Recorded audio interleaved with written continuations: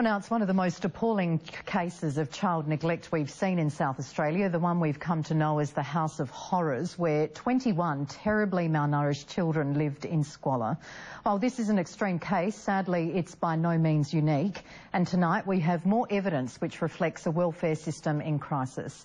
Francesca Belperio investigates why it's happening and why authorities aren't doing more to stop it. Children do die in circumstances like this.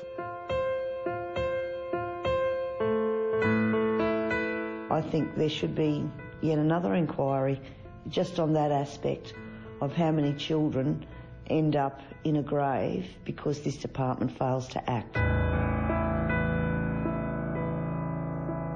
Shocked, horrified, in disbelief that someone could treat kids like that. It's one of the most sickening cases of child neglect in years.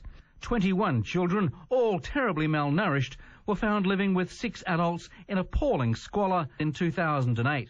Adelaide's House of Horrors has shocked and disgusted parents across the state, but what's more disturbing is that it barely scratches the surface of the sad reality for so many other children. Well, if you think that's bad, you have a look at this one. This house in Adelaide's north could be mistaken for a rubbish tip. Instead, it's home to 2 children aged 10 and 17 and their mother. Here's where they eat, sleep and play. Animal feces, animals, rotten food, decomposing food, piles of rubbish, extreme filth really. The kids don't want to live there, they don't want to go back. This man, who we'll call Barry, should know.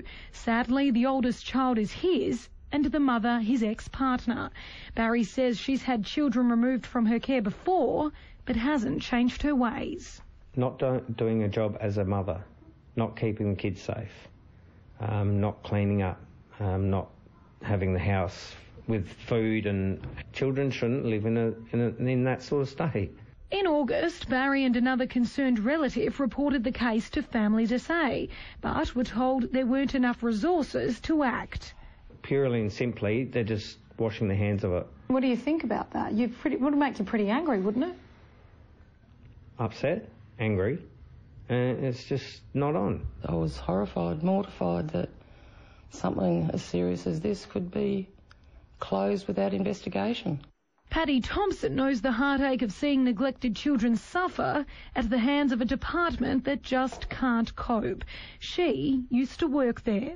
Too little too late when a child dies in the care of the people who are supposed to love them and care for them. And our bureaucrats and our social workers and our support workers, whoever in charge, aren't doing anything, or we're being told they don't have the resources. That's what she was told only recently, after witnessing and reporting her friend's 5 grandchildren as being abused and neglected. They're very thin, their clothing smells, they smell. They tell me stories that the man who lives in the house has grabbed them by the neck and tried to strangle the little girl. It makes me really cross that no one's even bothered to go and check on them to see that they're okay. The authorities have been telling us to report these issues, and we have. Nothing's been done. It's absolutely disgraceful, disgusting. I believe that there would be hundreds, if not thousands, of kids that aren't being dealt with through Families SA that are living in this squalor because they say they don't have the resources. Politician Anne Bressington knows all too well the despair of what she dubs the foster generations. Child protection, if we can't get that right, then we have thousands of kids that are going to have dysfunctional lives, that are going to struggle with their entire existence, and their dysfunction is going to be passed on generationally. We've got to stop this, and we've got to get a handle on it and understand how important our children are. Even when children are taken from their families, they're often left in temporary accommodation like B&Bs and service departments, costing taxpayers $27 million this year alone. These kids are put into that sort of accommodation and, as I said, left unsupervised. and are left to do their own thing. And they're roaming the streets at 3 and 4 o'clock in the morning. Anne blames it on a department in crisis that won't admit to its mistakes. That's been reinforced in a damning parliamentary report released last year. The child protection system in South Australia is in crisis. It fails in its attempts to prevent or intervene in the lives of vulnerable families. Children are still living in squalor and nothing's been done about it. I would hate to see this family end up like the children who've been taken away from Parafield Gardens. While the children from that home are now safe from harm, with their parents soon to be sentenced, it's the welfare of so many others that remains unknown or too often forgotten. Are they going to school? Are they being fed? Are they getting a hug? Are they, are they getting any love? I don't think so.